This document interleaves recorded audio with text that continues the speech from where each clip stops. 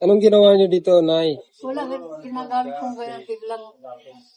Bigla na lang nag-stock up. Sakit na niya yan, dati ganyan to. Ah, Pangalawa na yan. saan niyo dati pinagawa?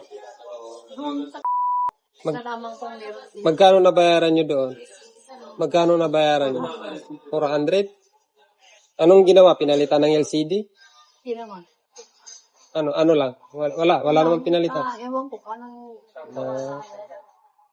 So malamang itong cellphone mo naghang lang ito. Kahit ilok ko, ayaw eh. Po-force restart lang natin to para bumalik sa dati.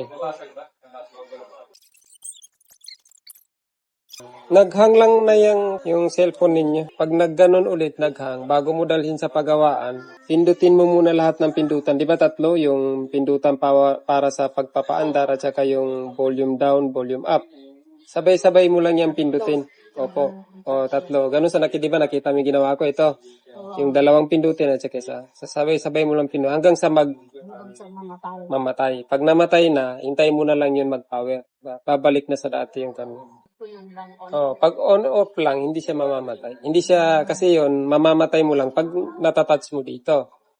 Kunwari ito, pag pinatay mo ng ganun, kailangan mo pa siyang patayin. Pero yung tatlong pinagsabay-sabay mo, hindi mo na kailangan pindutin sa touchscreen. Kusa siyang mamamatay, magre-restart. Okay na po yan.